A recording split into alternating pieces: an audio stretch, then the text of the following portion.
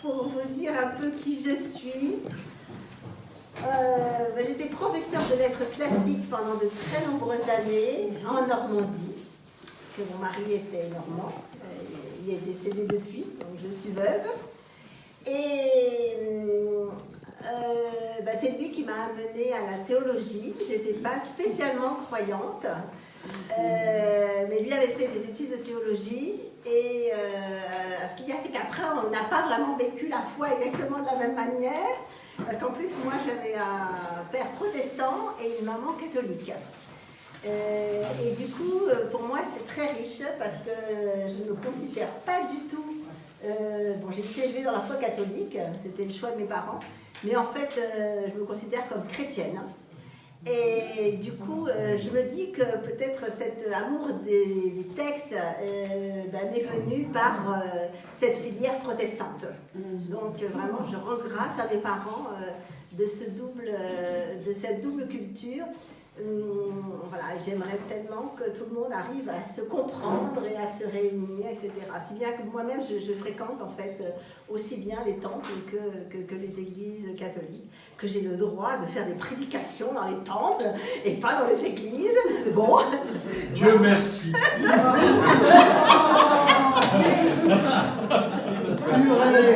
Je m'en souviendrai.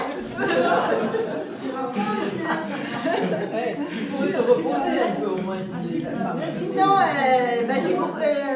j'ai arrêté en fait d'enseigner les lettres classiques quand il a fallu que j'aille à Paris régulièrement. J'avais mes parents qui habitaient Paris, donc c'était quand même très facile. C'est vrai que j'étais hébergée chez eux, et donc j'ai fait toutes mes études de théologie à la Cato. J'avais commencé un doctorat, mais que je n'ai pas terminé parce qu'en fait, en 2 ans, j'ai perdu mon mari et mes 2 parents. Et donc, ça a été un tel choc que je me suis dit, mais après tout, est-ce que j'ai vraiment besoin d'une thèse pour rayonner et pour aller parler aux personnes? Parce qu'en fait, moi, ce que j'aime, c'est transmettre, c'est avoir un contact vraiment avec les gens. Et du coup, rester des heures et des heures en bibliothèque, c'est pas forcément mon truc.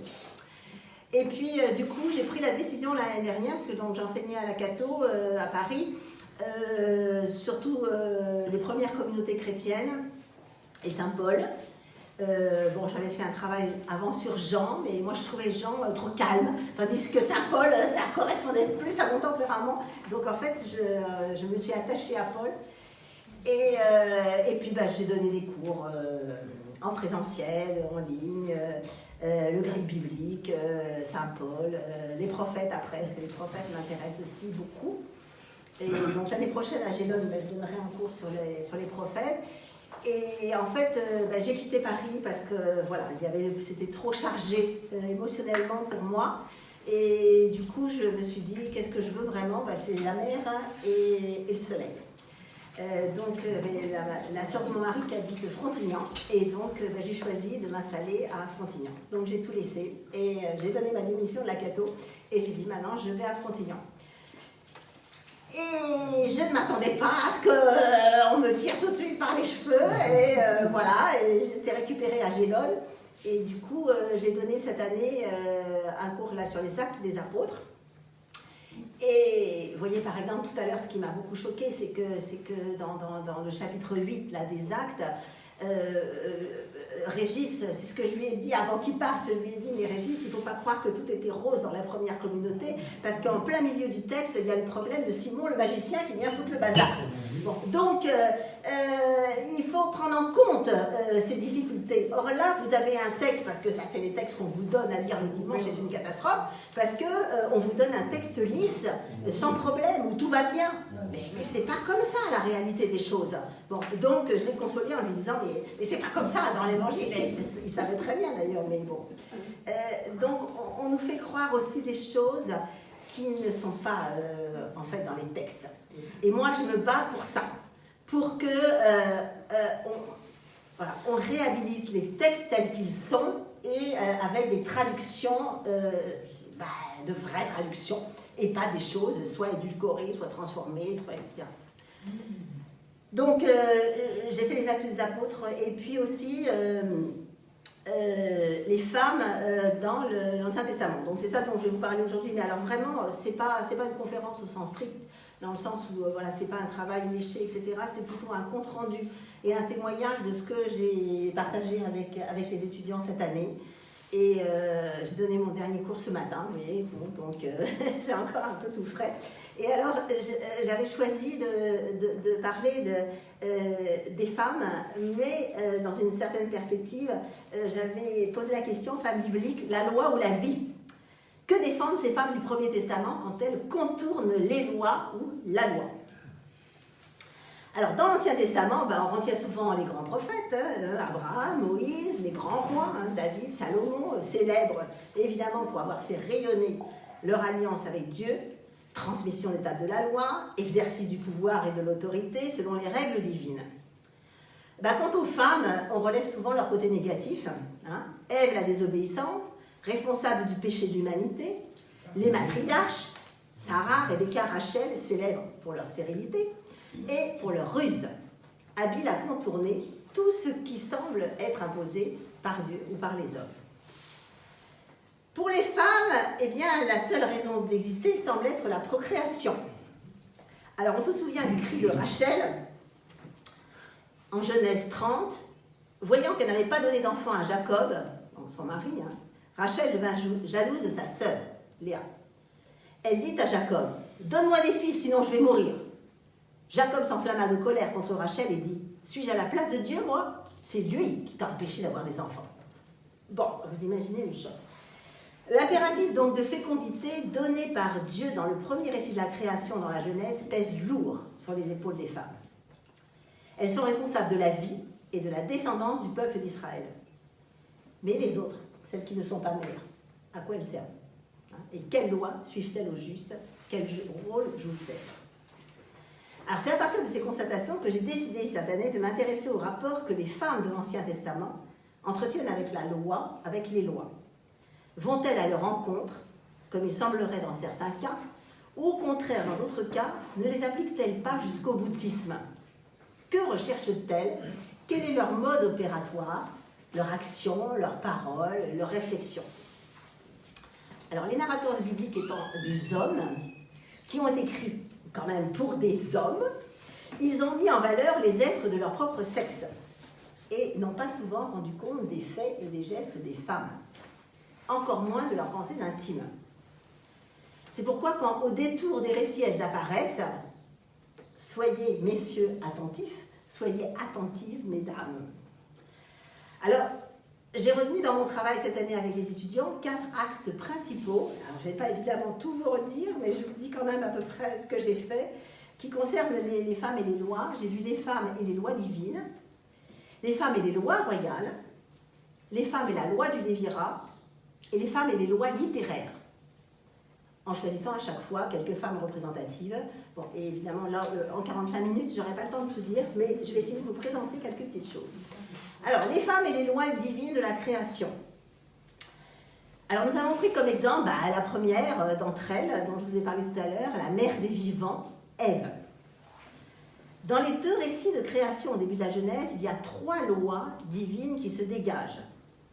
Dans le premier récit, il y a cette injonction de Dieu le 6e jour, jour de la création de l'humain, mâle et femelle. Genèse, chapitre 1, verset 28. Elohim les bénit, et Elohim leur dit, fructifiez et multipliez, et emplissez la terre, et soumettez-la, et maîtrisez le poisson de la mer et le volatil des cieux, et tout vivant rampant sur la terre. J'utilise ici la traduction d'André Wénin, je ne sais pas si vous connaissez, et je vous en reparlerai puisque j'anime un groupe biblique sur ce livre-là. Donc il s'agit d'une injonction positive de la part de Dieu. Dieu fait le don à l'humain d'une part de sa divinité. Souvenez-vous, en son image, la création en son image. Il crée l'être humain directement sous 2 formes, mâle et femelle. Il place ainsi les 2 sexes sur un plan d'égalité, il les bénit et les invite à se reproduire dans une nature maîtrisée. 2e loi.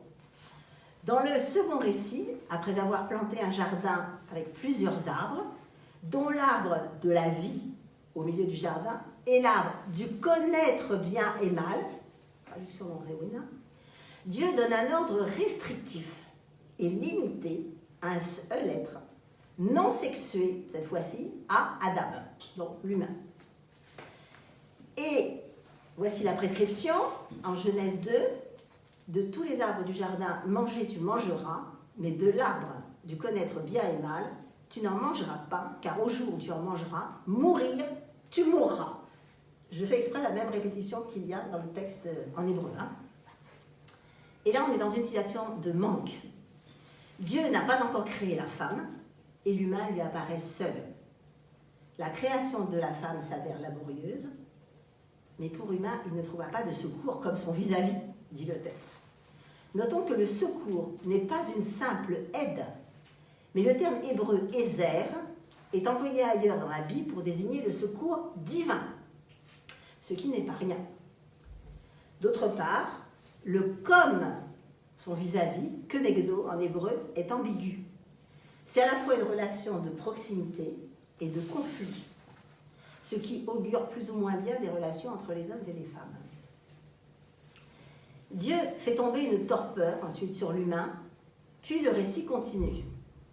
Il prit un de ses côtés et ferma la chair à sa place.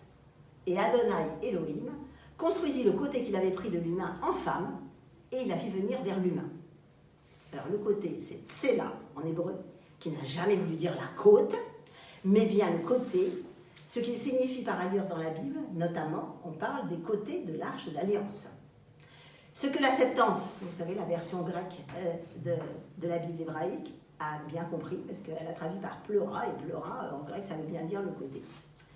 Mais Jérôme, en traduisant en latin, est passé par là, et il a traduit une de ses côtes, unam, costam et ius.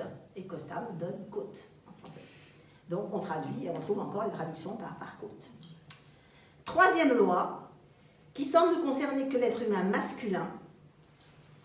Homme, Ish, abandonnera son père et sa mère et s'attachera à sa femme et ils deviendront chair unique. Vous connaissez toute cette phrase. Curieuse phrase qui est quand même placée entre la reconnaissance de l'existence de la femme par l'homme et la constatation qu'ils sont tous deux nus, mais sans honte cette fois-ci. Notons aussi qu'étant les premiers humains de la création, en fait, ils n'ont ni père ni mère à abandonner. Alors, comment Ève se comporte-t-elle par rapport à ces lois? En fait, par rapport aux deux premières lois, puisque la dernière ne semble pas la concerner, puisqu'il est question de Ish et pas de Adam. Alors, je commence par la deuxième. La loi ou l'injonction de ne pas manger de l'arbre pour respecter l'ordre du récit. En Genèse 3 apparaît le serpent, présenté comme le plus astucieux de tous les animaux, au point de faire croire à la femme que Dieu leur a interdit de manger de tous les arbres du jardin. Il lui présente donc un Dieu qui a tout, qui sait tout, et qui ne veut pas partager son pouvoir, donc une idole en somme. Il attise sa convoitise pour l'arbre interdit, qu'elle finit par manger et par offrir à son homme, à son Ish. A-t-elle désobéi à la loi de Dieu? Oui. Mais est-elle entièrement responsable? Oui. Le premier responsable, c'est qui? C'est le serpent, qui a manipulé la femme. L'homme, lui, à aucun moment ne parle, cet épisode. Là, pour les psychanalystes, là, quelque chose à voir avec la parole. Il ne parle ni au serpent, ni à sa femme. Mais en fait, il en fait sa propriété, sa chose, os de mes os et chair de ma chair. Il ne la considère donc pas comme un vrai vis-à-vis. D'autre part, quand Dieu les interroge tous deux, l'homme accuse à la fois sa femme et Dieu. La femme que tu as donnée avec moi, celle-là m'a donné de l'arbre et j'ai mangé. La femme, elle, admet la tromperie du serpent. Elle reconnaît ses torts. C'est le serpent qui m'a trompée et j'ai mangé. Dieu punit le serpent, l'homme et la femme, mais en fait, c'est la vie qui l'emporte. De deux manières.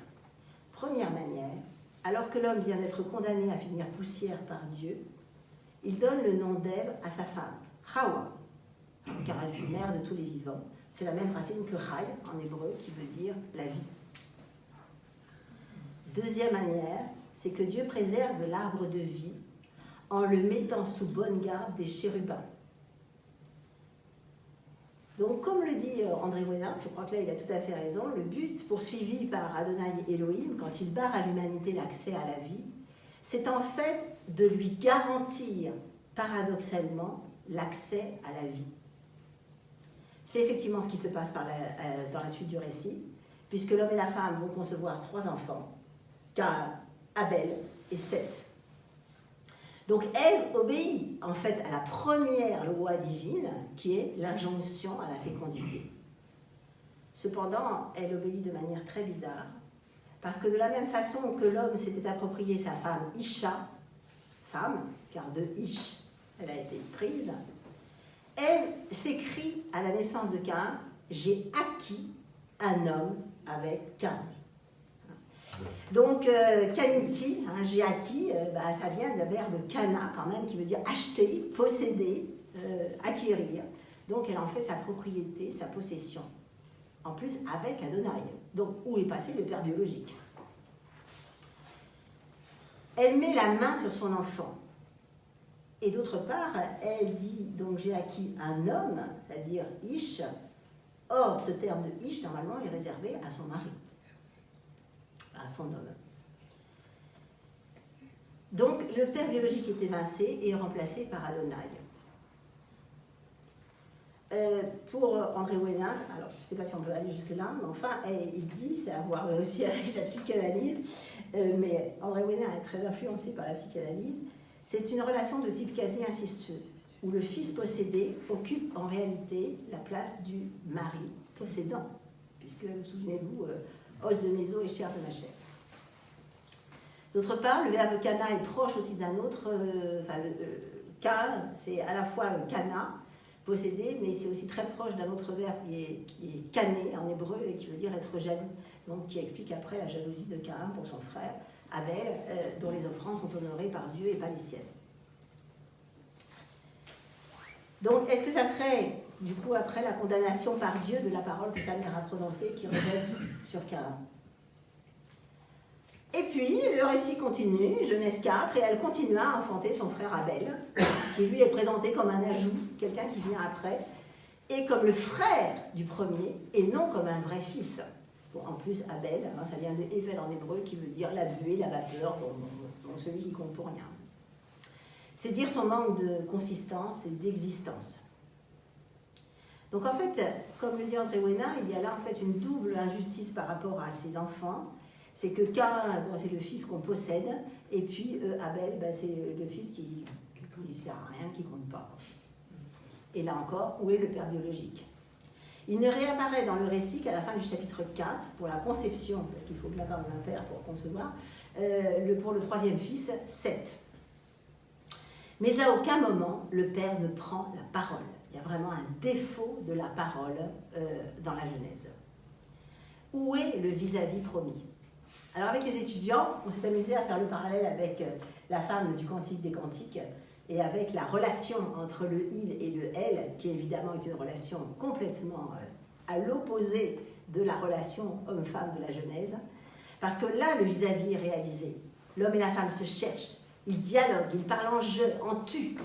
Il n'y a pas de convoitise, pas de désir de possession de l'autre, ou alors, cette possession, elle est réciproque. Souvenez-vous de cette très belle phrase de elle, mon chéri est à moi et je suis à lui. Alors, deuxième partie, les femmes maintenant et les lois royales. Alors, nous avons pris plusieurs exemples. Je vais développer d'abord. En Égypte, les sages-femmes des Hébreux et la fille de Pharaon. Alors, on est au début du livre de l'Exode, chapitres 1 et 2. Vous savez que devant le nombre croissant des Hébreux dans son pays, le roi d'Égypte ordonne à leurs sages-femmes de faire mourir les enfants de sexe masculin.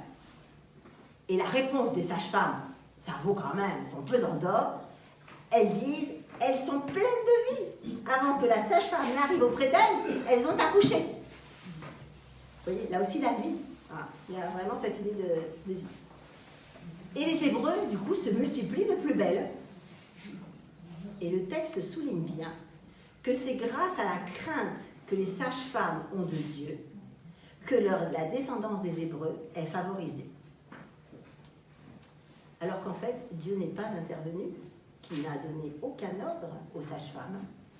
C'est elles qui prennent le risque de parier sur la vie et de sauver de la mort les garçons hébreux. Du coup, le pharaon ordonne de jeter les nouveau-nés dans le mal, dans le Nil.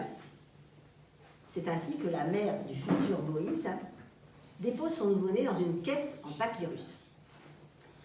Dans ce passage, toutes les femmes se liguent contre l'ordre du pharaon pour protéger la vie. Les sages-femmes mentent au pharaon. La sœur de Moïse, qui n'est pas nommée, c'est Myriam, mais elle n'est pas nommée, joue le rôle d'entremetteuse. La fille du pharaon désobéit à son père et la mère de Moïse se fait passer pour une nourrice. Ce qui est frappant dans ce texte, c'est qu'il n'y a pas un seul nom propre pour désigner toutes ces femmes. Elles ne sont vues que du point de vue de leur fonction. Par exemple, les parents de Moïse, il est question, un homme de la famille de Lévi s'en alla prendre une fille de Lévi, la femme conçue enfanta un fils.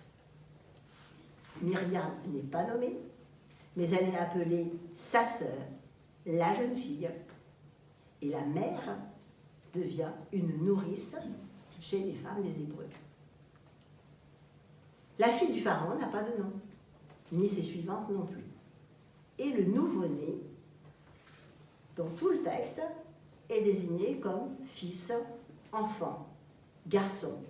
Et ce n'est qu'à la fin du texte qu'il est appelé par la fille du pharaon, Moshe, parce que Moshiti, Minamaïm, jeté, tiré des eaux. Donc c'est une néance en douce, ni vue ni connue, de celui pourtant qui deviendra l'homme, qui sauvera son peuple du joug égyptien. Alors qu'ont défendu ces femmes en s'opposant aux lois du pharaon? Eh bien en fait la vie et la descendance de leur peuple. Contre quoi? Contre ces lois royales. Contre qui? Contre un roi païen qui veut asservir le peuple. L'autre exemple que nous avons vu avec les étudiants, c'est à Jéricho, la prostituée Rahab et les 2 espions d'Israël. C'est Josué au chapitre 2 et 6. On est donc au début du livre de Josué, au moment de la conquête de Canaan. Donc le temps raconté, c'est le XIVe siècle avant Jésus-Christ.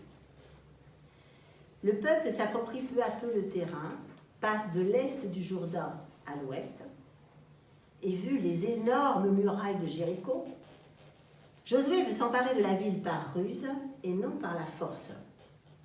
Il envoie 2 espions qui arrivent chez Rahab, qui est une prostituée qui habite sur la muraille de la ville. C'est une zona, une prostituée en hébreu. Elle cache les espions en faisant croire aux envoyés du roi qu'ils sont déjà partis. Donc elle ment à son roi et elle prend le parti du Dieu d'Israël en disant aux espions « Je sais que le Seigneur vous a donné le pays ». Elle fait une véritable confession de foi. Le Seigneur votre Dieu est Dieu là-haut dans les cieux et ici-bas sur terre. Elle lutte pour ce Dieu, elle prend la direction des opérations en favorisant la fuite des 2 hommes, tout en leur proposant un serment loyal correspondant à sa propre loyauté envers eux. Puisqu'elle les a fait fuir, elle a réussi à les faire fuir. Quand ils reviendront prendre la ville avec Josué, elle leur fait promettre d'épargner sa maison et les siens grâce à un fil rouge qu'elle va laisser pendre de sa maison, ce qui permettra aux envahisseurs de reconnaître la maison et de l'épargner. Le fil, c'est Tikva en hébreu, et c'est quelque part cette espérance qui ne tient qu'à un fil. Et c'est effectivement ce qui se passera après. Rahab et sa famille, finalement, iront habiter au milieu d'Israël. Corinne Lanois, donc, qui est une exégète protestante, elle dit d'elle que c'est une passeuse de frontières. Et effectivement, elle fait passer des frontières géographiques, politiques, sociales, théologiques.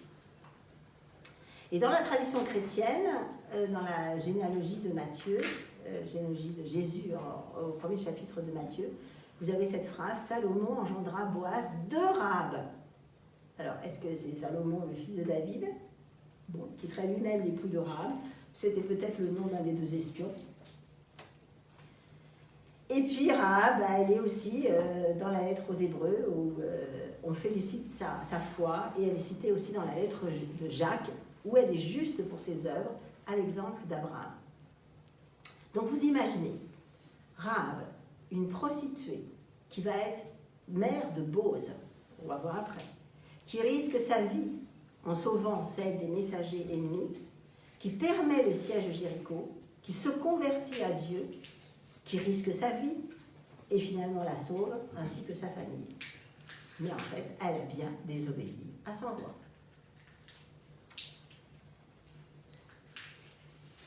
Alors, troisièmement, les femmes et la loi du Lévirat. Alors, la loi du Lévirat, c'est une loi qui est énoncée dans le Deutéronome.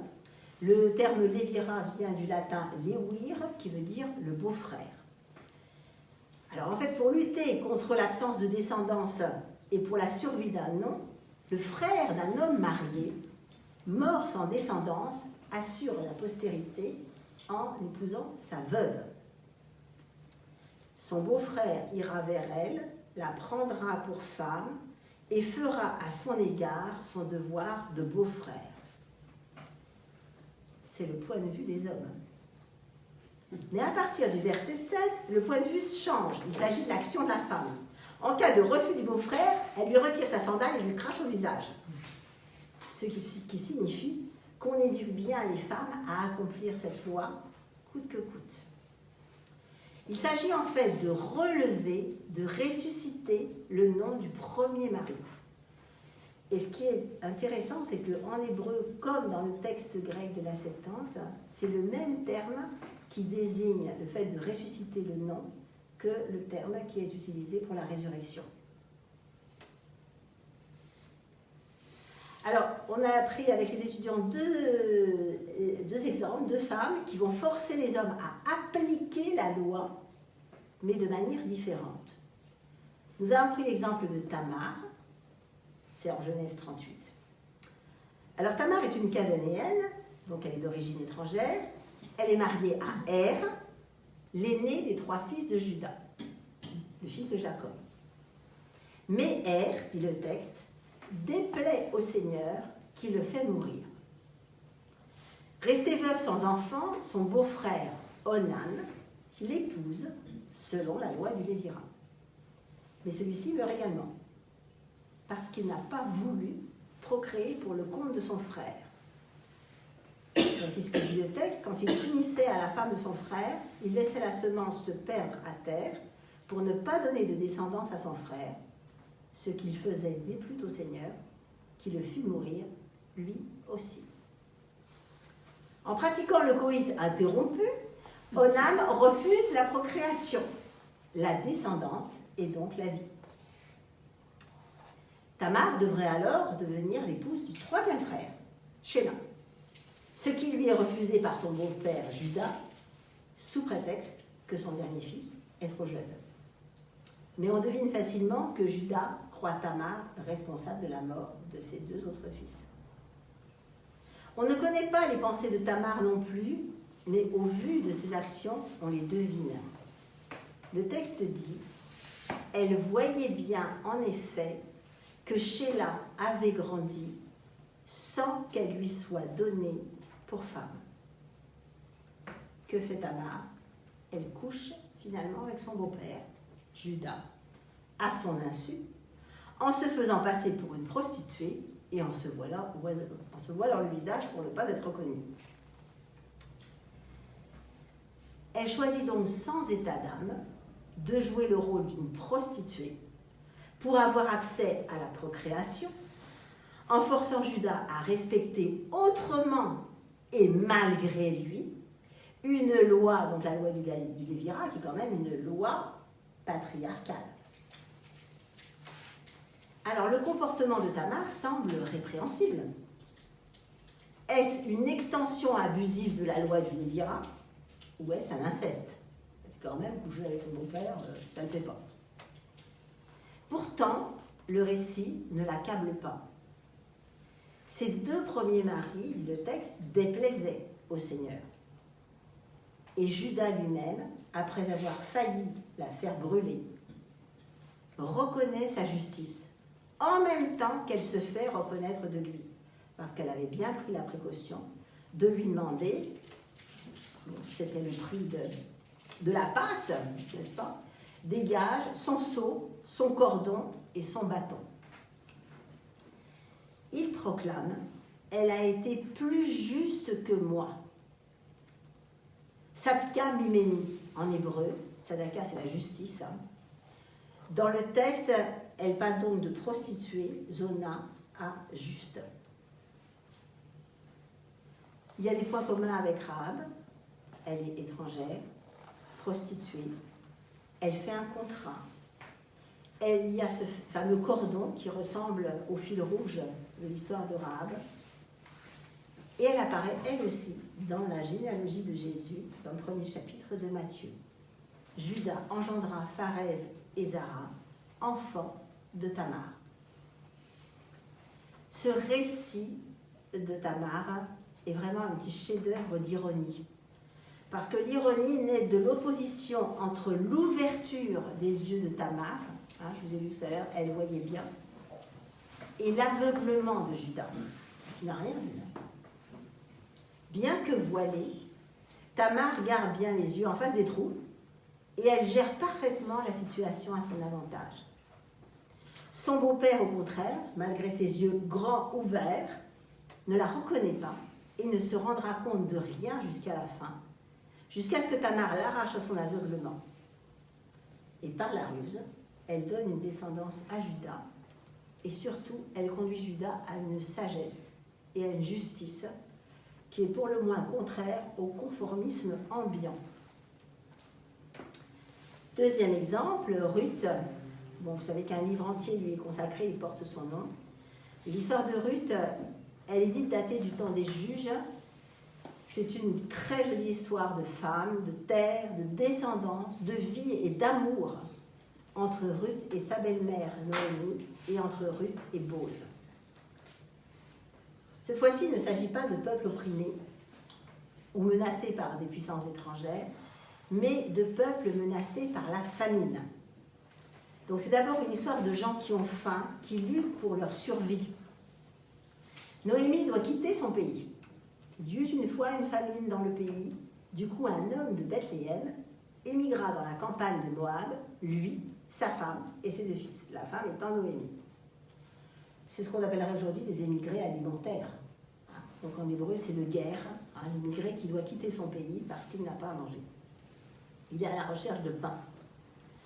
Alors Noémie s'est installée en Moab, s'est intégrée.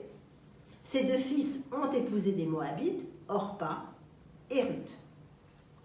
Je rappelle que pour Israël, Moab est une terre étrangère et une terre ennemie. Lorsqu'après 10 ans, le mari de Noémie, Élimélec, et leurs deux fils sont morts, elle apprend que Dieu a donné du pain à son pays, à Bethléem, maison du pain. Elle décide d'y retourner, invite ses brus à rester en Moab chez leur mère, parce qu'elle n'a plus de fils à leur donner. Orpa, c'est ce qu'elle fait, elle retourne en Moab, alors que Ruth décide de la suivre avec cette extraordinairement belle formule de serment. Où tu iras, j'irai. Où tu passeras la nuit, je la passerai. Ton peuple sera mon peuple, et ton Dieu sera mon Dieu. Où tu mourras, je mourrai, et là, je serai enterré. C'est Ruth aussi qui prend l'initiative d'aller glaner vers quelqu'un qui lui donnera sa faveur, reine en hébreu. Et en se faisant entièrement dépendante de la fidélité de Dieu, vous avez déjà entendu parler de la recette de Dieu, elle connaît la loi du Lévitique. Il faut laisser un coin du champ non moissonné pour les pauvres et l'étranger. Elle se rend alors chez Bose, qui est le plus proche parent d'Élimélec, et le champ devient son lieu. Bose regarde avec faveur l'inconnu, admire son action et lui donne de la nourriture pour elle et pour sa belle-mère. Boz est en quelque sorte l'agent de la fidélité de Dieu qui protège Boz et Noémie. Noémie pressent Boz comme l'un des racheteurs, le Goël, de Ruth. Alors à l'arrière-plan, il y a cette loi du rachat qui vient s'ajouter, des parents ou des indigents dans le besoin. Alors Noémie conseille à Ruth d'aller se coucher aux pieds de Boz, découvrant ses pieds. Évidemment, c'est un équivalent érotique, il n'y a pas que les pieds qu'elle est censée découvrir. Mais Ruth supplie Boz d'une autre manière. Elle dit à Boz, « Étends ton aile sur ta servante, car tu es racheteur. » C'est une demande en mariage. Boz lui répond, « Tu as montré ta fidélité », soulignant là aussi la recette donc, qui l'unit à Dieu.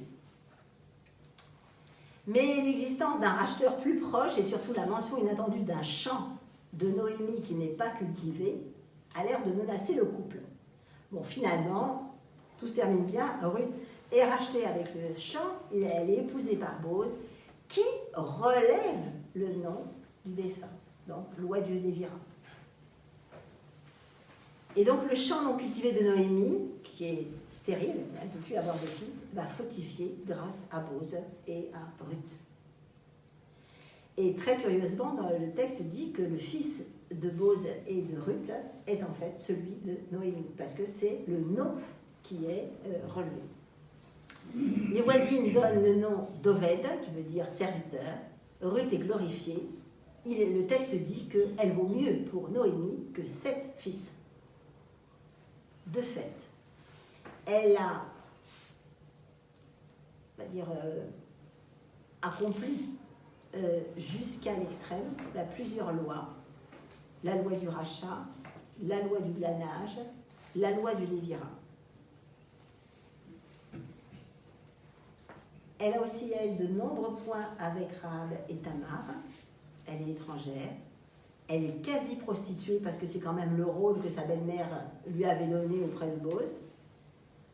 Elle prête serment à Noémie et elle demande un contrat de mariage à Boz. Donc, les points communs avec les autres. Elle aussi fait partie de la généalogie de Jésus en Matthieu. Boz engendra Oved de Ruth, père de Jessé et grand-père de David tout de même. Dernier point, dernière partie, nous avons vu avec les étudiants les prophétesses et les lois littéraires. Alors on connaît beaucoup de prophètes hommes, du fait qu'il y a plusieurs livres de l'Ancien Testament qui portent le nom de prophètes écrivains. Vous connaissez les 3 grands, Isaïe, Jérémie, Ézéchiel, et aussi les 12 petits prophètes. Sans compter ceux qui apparaissent dans les premiers livres de la Bible et que tout le monde connaît, Moïse, Abraham, Élie, Élisée. Mais où sont les prophétesses?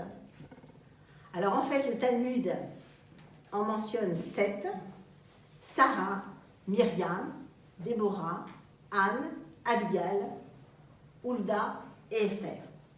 Bon, alors avec les étudiants, on en a étudié 4, mais là, je ne vais vous parler que de Déborah, qui apparaît au chapitre 4 et 5 du livre des Juges. Donc les événements racontés remontent à l'époque des Juges, donc fin du XIIe, début du XIe siècle. Les tribus qui s'installent luttent contre les Philistins, contre les Moabites, les Amalécites du Sud, les Cananéens. Et il y a le même refrain qui revient dans les chapitres précédents et qui dit « Les fils d'Israël firent ce qui est mal aux yeux du Seigneur. » Et pour terminer, donc le Seigneur les vendit à un roi de Canaan, Yavin, et à son chef d'armée, Sisera. Et c'est Déborah, prophétesse et juge, qui va prendre la direction des opérations militaires contre Sisera pour sauver son peuple, mais sans combattre elle-même. Alors d'un point de vue littéraire, il est très intéressant de remarquer que le récit est raconté 2 fois. Au chapitre 4, il y a d'abord un récit en prose, et puis au chapitre 5, c'est le fameux cantique de Déborah. Alors on s'attend à ce que ce cantique soit une célébration de la victoire des fils d'Israël contre les Cananéens.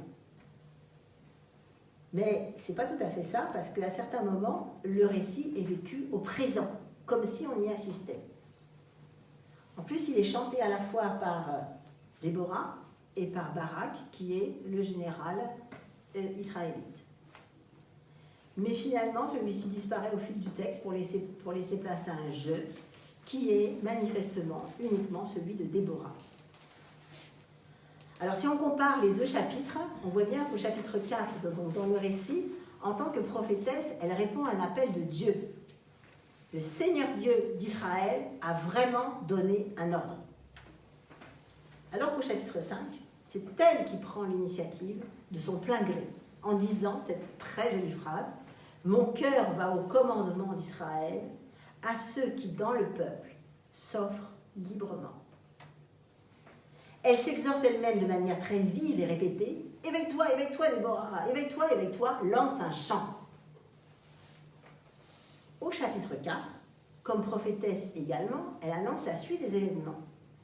C'est à une femme que le Seigneur vendra Sisera.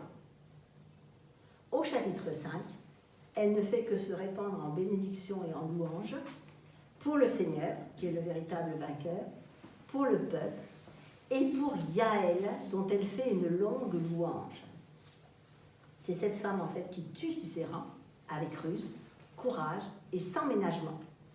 Avec un piquet, elle martela Sisera, elle lui broya la tête, elle lui écrasa et transperça la tempe. C'est une espèce de Déborah par délégation. Et en contrepoint de Yaël, ce qui est intéressant dans le chapitre 5, c'est que le poème ajoute l'attente d'une femme, la mère de l'ennemi Sisera.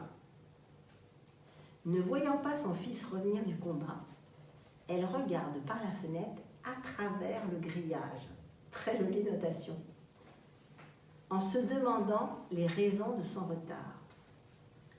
Une des princesses qui l'entourent lui donne la raison, en adoptant le point de vue des hommes sur la guerre. Elle dit à sa maîtresse, Sisera est en train de rafler les captives. C'est pas ce que dit le texte, c'est ce que disent vos traductions. Il est en train de rafler 1 ou 2 utérus par guerrier.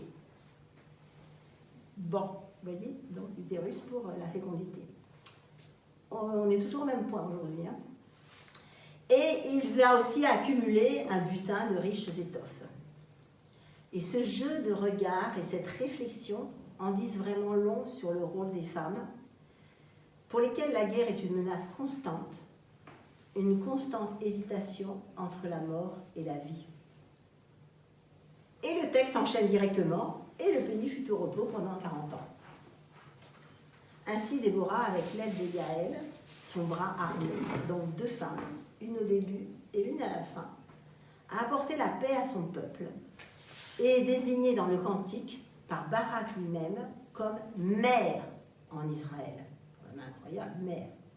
Donc décidément, d'une façon ou d'une autre, l'impératif de fécondité réapparaît toujours quand il s'agit de femmes. Alors, en conclusion, vous me direz aussi ce que vous en pensez, mais je pense que les femmes de l'Ancien Testament ont vraiment un rapport très particulier et très paradoxal par rapport à la loi et aux lois. Soit elles les suivent, et on l'a vu parfois à l'excès, soit elles les outrepassent, mais c'est toujours pour défendre la vie, pour défendre la descendance, pour participer au salut d'Israël. Ainsi, certaines, même si elles sont ennemies d'Israël ou étrangères, se rallient au Seigneur. Elles vont donc dans le sens de Dieu, avec les moyens qui sont à leur disposition, la ruse, la prostitution, le chant, l'exhortation, la prophétie. Elles attestent qu'il n'y a pas d'autre Dieu que le Dieu d'Israël.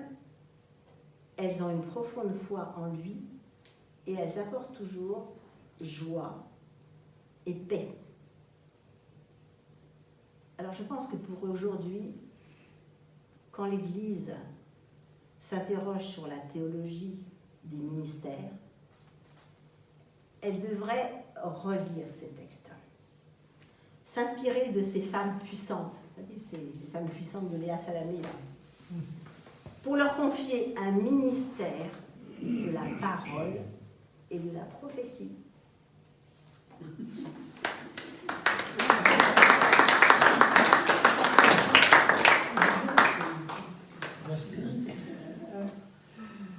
Évidemment, ce n'est pas toutes les femmes de l'Ancien Testament, mais enfin bon, c'était les femmes et les lois. Voilà. Alors, est-ce que vous avez des suggestions, des remarques? Je trouve que c'est pas inintéressant déjà que tu aies retenu dans ce panel de femmes 3 des 4 grands-mères de Jésus. Parce qu'il y en a 4 de citées et tu en as quand même retenu 3. Alors elles sont typées, on va dire. C'est intéressant que Matthieu recourt à ces femmes-là pour en faire les grands-mères de Jésus. Quoi. Il y a aussi la femme du riz. Hein. On dit la femme du riz, mais la femme du riz, c'est Bethsabée. On ne dit pas Bethsabée, on dit la femme du riz. Oui, tout à fait. Mais c'est une façon de dire que Jésus, il est quand même arrivé par ces femmes-là. Et ça recoupe quand même aussi le message de Jésus qui se préoccupe des pauvres, des prostituées, des gens qui sont sans rien, qui n'ont pas de statut social, etc. Donc on est bien dans cette idée d'une continuité. Ça, moi, je vous engage vraiment, quand je vois des chrétiens qui ne lisent que le Nouveau Testament, je me désespère un petit peu parce qu'il faut vraiment toujours retourner aussi à, qu'on dise l'Ancien, qu'on dise le Premier Testament, peu importe, mais il faut retourner à ça et voir justement le fil conducteur. C'est vraiment très important. Et c'est pourquoi je crois, et là, merci les protestants, de nous avoir dit que les textes, il faut toujours retourner aux textes et retourner aux textes dans la langue dans laquelle ils ont été écrits. C'est vraiment très important. Ça, la formation, je pense, est vraiment capitale. Parce que sinon, si on s'en tient au catéchisme de l'Église catholique, non, je suis désolée. Donc, voilà, moi, je vous encourage vraiment alors évidemment, oui, vous allez me dire, bon, le grec, j'en ai jamais fait, l'hébreu, c'est très difficile. Ben non, il faut un petit peu s'y mettre, et puis ça vient facilement. Hein. Là, donc, j'anime un groupe sur la Genèse, parce que donc, je suis au conseil d'administration de la CCBF. Bon, la CCBF, c'est un petit peu comme vous, une association un peu borderline, hein, donc ni partir ni se taire, c'est-à-dire qu'on reste quand même dans notre église parce qu'on l'aime, on aime aussi nos prêtres, on aime notre église, mais on dit les choses. Et je pense que là, le synode, c'était aussi l'occasion de dire les choses. Et donc, par cette CCBF, il y a Roselyne Duboroc, que vous connaissez sans doute, hein, qui a été une grande prof de la Catho, qui écrit dans Croyant en Église, etc. Elle anime donc un forum. Moi, ça fait depuis 3 ans. On a fait déjà les encyclopédies Jésus et après Jésus. Et là, maintenant, donc, on est dans le livre d'André Ouénin sur le début de la Genèse. Et ben, je me suis battue, hein, ça fait depuis très peu de temps que je suis à Frontignan, et ça y est, on est un groupe de 9. Je suis très contente, et c'est des gens qui ne connaissent pas forcément l'hébreu, mais ça fait rien. On découvre des choses extraordinaires. Moi, ce que je vous invite, c'est vraiment à former des groupes entre vous, et puis à essayer de réfléchir au texte. Et ça veut dire quoi, CCBF? CCBF, c'est la conférence des catholiques baptisés de France. Alors moi, je me bats pour que le C, ça ne veut pas dire catholique mais chrétien. Enfin, pour l'instant, je ne suis pas très entendue. Au départ, vous savez, c'était Christine Pedotti et Anne Soupin, hein, à l'origine. Et puis maintenant, c'est Paul Zélich qui est la présidente. Et Voilà, donc on essaie de. Moi, je m'occupe surtout du pôle formation avec Roselyne, parce que vraiment, on pense que c'est essentiel.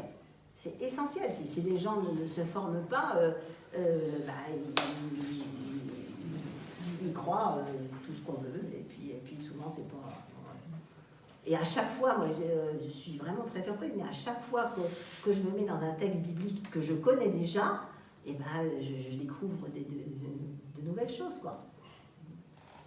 Et ça, vraiment, il faut le faire. Il ne faut pas simplement se contenter d'aller à la messe et puis effectivement, très bien de se réunir, tout ça c'est très bien, mais aller se coltiner avec le texte, dire mais là, qu'est-ce que ça veut dire?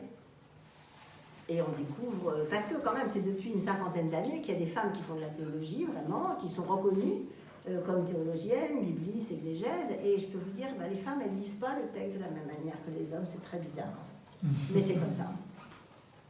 Non mais vraiment, et du coup, on découvre des choses tout à fait nouvelles, tout à fait intéressantes. Et c'est très enrichissant et ça explique, vous voyez, beaucoup. Moi, par exemple, j'ai découvert vraiment cette absence de parole dans la Genèse entre l'homme et la femme, mais ça explique tellement de choses. Et encore aujourd'hui, hein, ce manque de dialogue, en fait, ils ne se regardent pas, ils ne se disent pas je et tu. Bon, c'est quelque chose qui parle encore terriblement aujourd'hui. Donc, je crois qu'il y a vraiment plein de choses à découvrir et sans arrêt, hein, et continuellement. Pour revenir à ta conférence, le fait que tu aies parlé de la femme du riz, ça fait un lien, parce que la femme du riz, donc c'est la mère de Salomon, hein, et c'est celle qui a commis un adultère avec David. Et je trouve très intéressant. Enfin, c'est David qui lui a fait commettre l'adultère. Ils l'ont fait ensemble. Ça dépend comment on interprète le texte. Ça m'est égal. Oui. Je veux dire, oui, c'est David qui a été adultère. Voilà. Et en plus, il a fait tuer Uri. Oui, tout à fait. Donc, c'est vraiment. Et je trouve très intéressant que ce soit de cette union, donc pas du premier enfant, de Bethsabée et David, mais du second, que soit né Salomon, qui est dans la généalogie de Jésus. Et on voit bien que l'histoire biblique, que ce soit les femmes dont tu as parlé, ou David lui-même, qui est le grand roi, c'est pas des gens bien sous tout rapport. Et la vie de Dieu, elle passe par la vraie vie, c'est-à-dire par la vie des gens qui sont adultères, menteurs, etc., et qui en même temps, la vie de quelqu'un qui reconnaît Dieu. C'est celui qui danse devant l'arche, c'est celui qui va affronter Goliath, mais c'est aussi le menteur, le meurtrier. Et c'est nous. Et c'est nous. Et du coup, on ne part pas d'un espèce de truc sirupeux de gens bien qui engendre des gens bien, et puis non. Et des gens qui sont moraux, ils sont nés moraux. Non. En même temps, c'est plus compliqué que ça, parce que, en tout cas, les grands-mères de Jésus, elles ont de fait comme caractéristique d'être inscrites dans une lignée de descendance complètement improbable. Ça n'aurait pas dû fonctionner, cette affaire-là. Un coup de prostituée, un coup de bonne femme détournée par le roi qui veut prendre son plaisir avec celle qu'il a vue sur les remparts. Bon. Mais en même temps, elles sont le fil d'une fidélité. Et voilà, il faut conjuguer l'improbabilité de cette fécondité-là et en même temps la fidélité qui est en jeu au travers de ces femmes-là. Et puis de ces étrangères qui n'auraient pas dû, il n'y a aucune chance pour ça. C'était des dangers pour la loi d'Israël. Hein, aucune chance pour ça. Ça n'aurait pas dû se passer avec elles, quoi. Enfin. Et puis bon, de toute façon, vis-à-vis des étrangères, l'histoire, il y a à certains moments, il faut faire venir des étrangères quand il n'y a plus de femmes sur place. Hein. Donc l'intégration des étrangères, suivant les époques, elle a été plus ou moins acceptée. Hein. Donc fois avec les étudiants, on a vu cette histoire de Myriam qui reproche à Moïse d'être avec la femme couchite, bon, sans doute une Nubienne. Alors tout le monde a dit, ah bah oui, c'est parce que c'était une étrangère. En fait, non, c'est sans doute parce que Moïse a renvoyé sa femme. Et c'est ça que supporte pas Myriam. Bon, bah, vous voyez, bon, tout ça, il faut le décoder voilà. Et surtout, je pense toujours remettre en question aussi, vraiment aussi, ce qu'on nous a appris, ce qu'on nous a mis dans la tête. Ne pas prendre tout pour argent comptant. Ça, c'est vraiment très important. En tant que catholique, on n'a pas l'habitude de remettre en question tout ce qu'on nous raconte. Et ça, il faut le faire. Mais on ne peut le faire que si on est formé. Oui. Oui. Je risque de paraître oui, idiot, réactionnaire, oui, je sais pas. Prends le risque. Oui, macho. Donc, je suis tout à fait en accord avec tout ce que vous avez dit, c'est formidable. Mais dans la lignée masculine, il y a la même chose. Moïse était égyptien. Il était pas.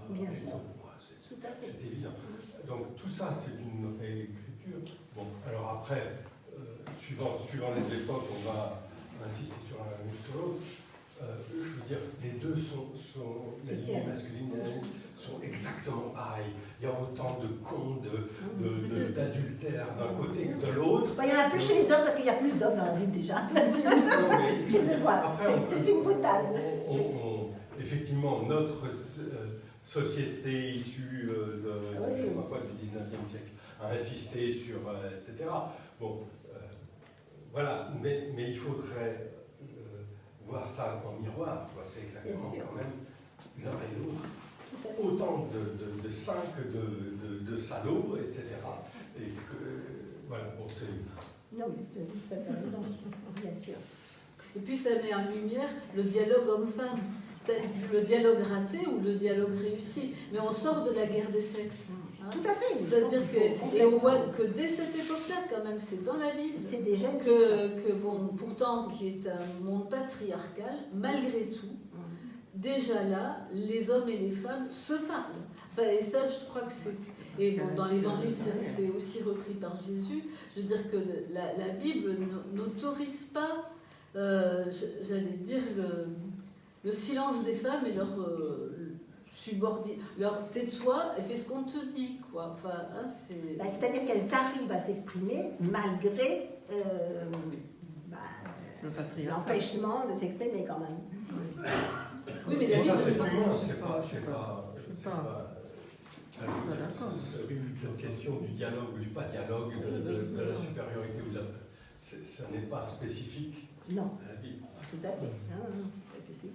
Et moi, je voulais souligner quelque chose d'un peu historique. Les gens de mon âge, on a commencé à découvrir la Bible à travers ce qu'on appelait l'histoire sainte.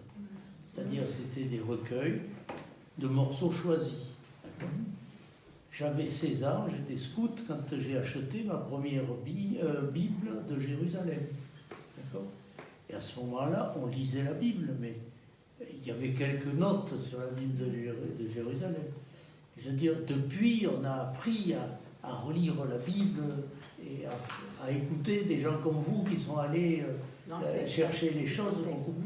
Donc je crois qu'il y a tout un travail de travail personnel, mais il y a aussi un travail de transmission pour ceux qui savent de faire remarquer ce que vous venez de nous faire remarquer, en fait, qu'on s'imprègne de ces choses-là. Et finalement, moi je dirais, à travers ma vie, j'ai vu des progrès de ce point de vue-là. Aujourd'hui, je dis des choses, ou je lis des choses, ou je crois avoir compris des choses dans la Bible dont on ne parlait pas quand j'avais 16 ans. Il faut en être conscient, je crois, de ça.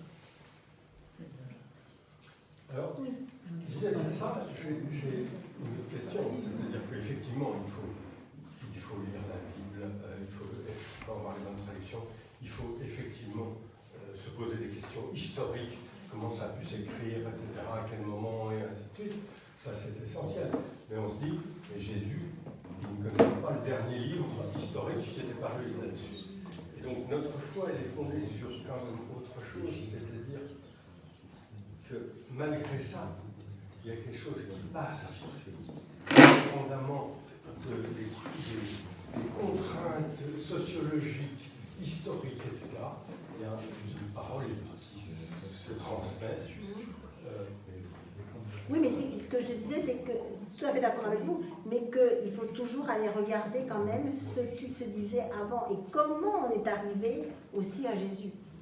Oui. Pas croire que voilà, Jésus est arrivé comme ça et du coup, tout ce qu'il a dit, c'est très bien. Parce que lui aussi, c'était un juif, il avait tout cet héritage aussi des Écritures. C'est comme Paul, hein, par exemple. Paul, il est pétri des Écritures.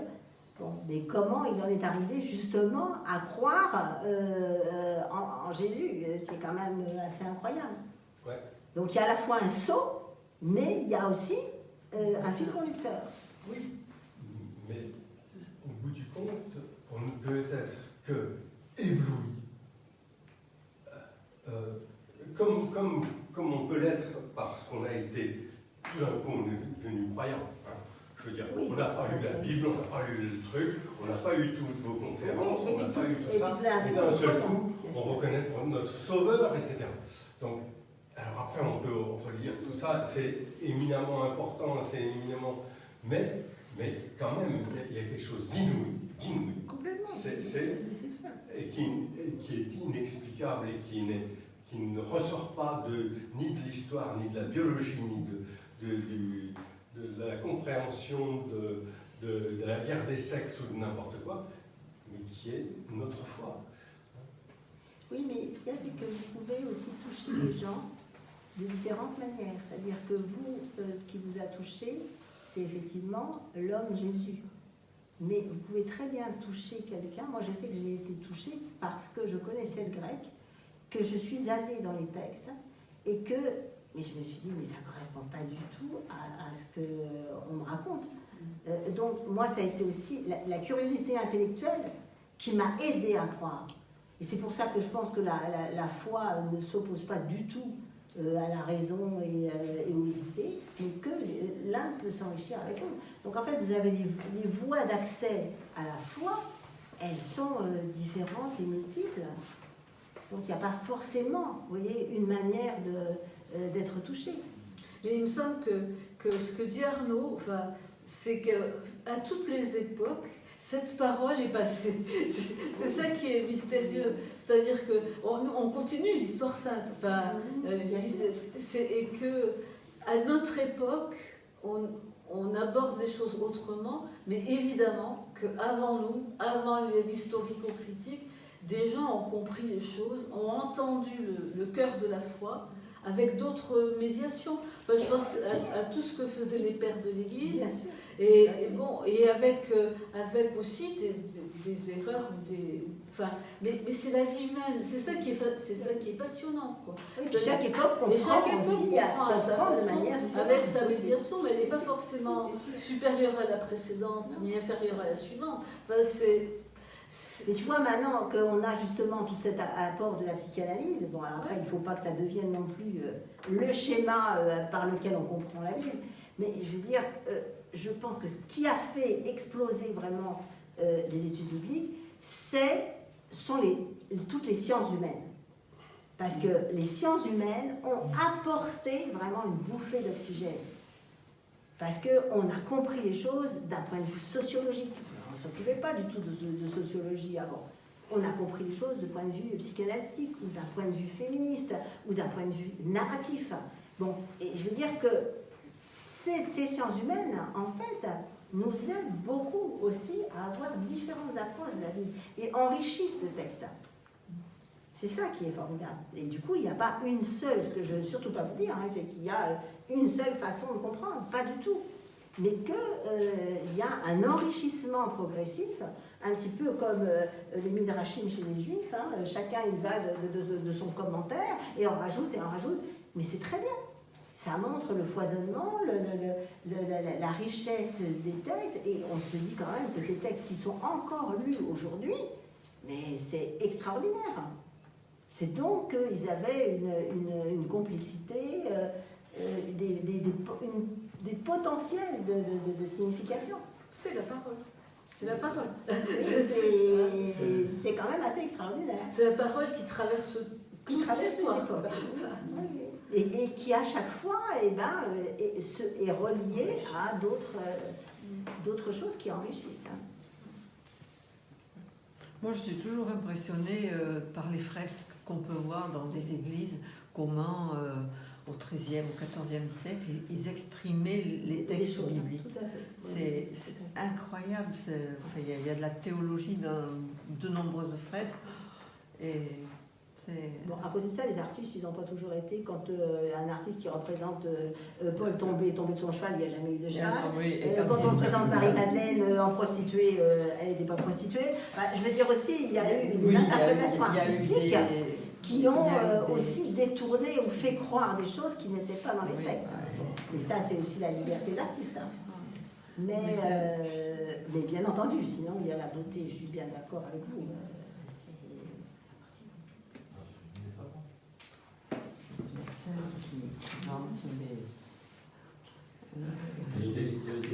Je pensais en écoutant ce que vient de dire Odile, il y a des intuitions qui sont très étonnantes. Par exemple, il y a des enluminures du début de la diffusion des Écritures, quoi. Des enluminures du récit biblique de la création, et en particulier de la création d'Ève. Donc ça date du XIVe, XVe siècle. Quoi. Et dans ces enluminures, en fait, Dieu fait accoucher d'Ève par Adam. Donc on est dans une posture de sage-femme, Dieu sage-femme, qui accouche d'Ève. Adam, il dort, hein, de toute façon, lui, il comprend rien. J'ai acquis un homme avec Adonai, hein. Bon. Mais je trouve que comme intuition, ça date d'un paquet de siècles, quoi. Hein. L'intuition d'un Dieu femme qui accouche Ève, et c'est une enluminure, hein, je veux dire. Enfin, c'est ce que disait Odile des fresques, il y a par moments des espèces d'intuitions théologiques qui sont étonnantes, quoi, dans les... et qui font voir les choses sous un œil différent. C'était le catéchisme de l'époque. Aussi.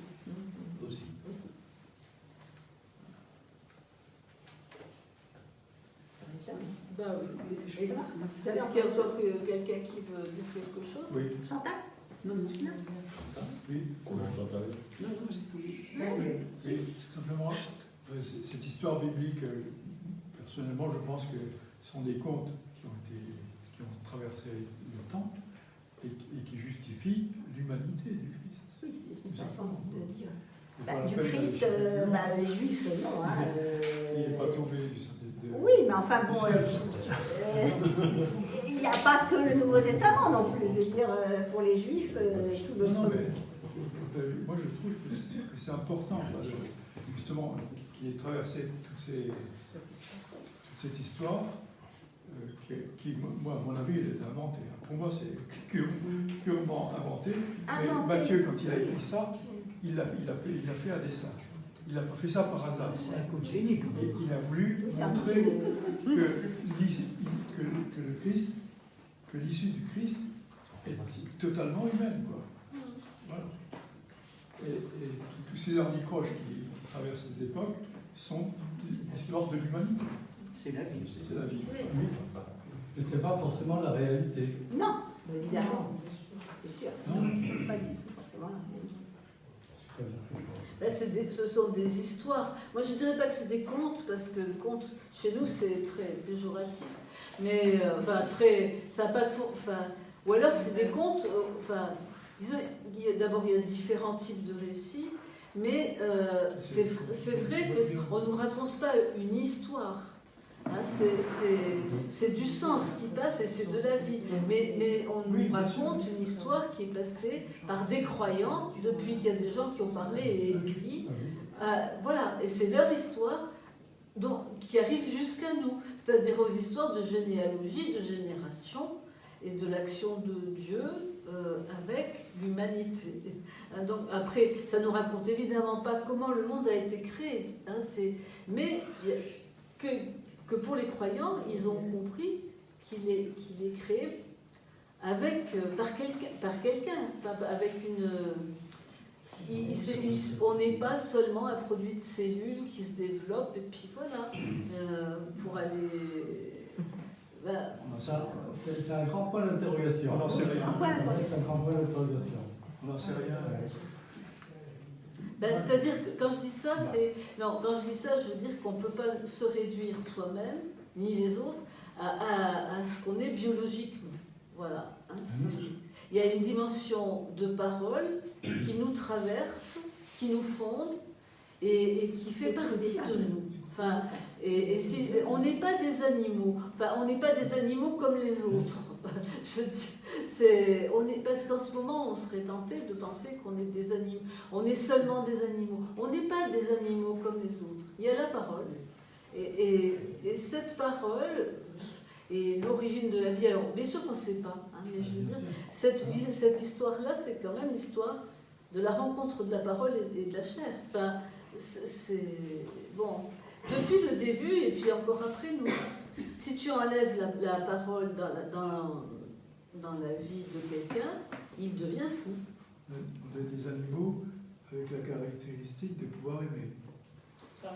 À la manière des animaux. Peut-être que les animaux aiment aussi. Hein. À la manière des animaux. Voilà. Moi, j'embrasse mes arbres aussi. Donc, voilà. Pourquoi est-ce qu'on n'aurait pas une relation aussi, une relation d'amitié ou d'amour avec les animaux et les plantes hein, aussi.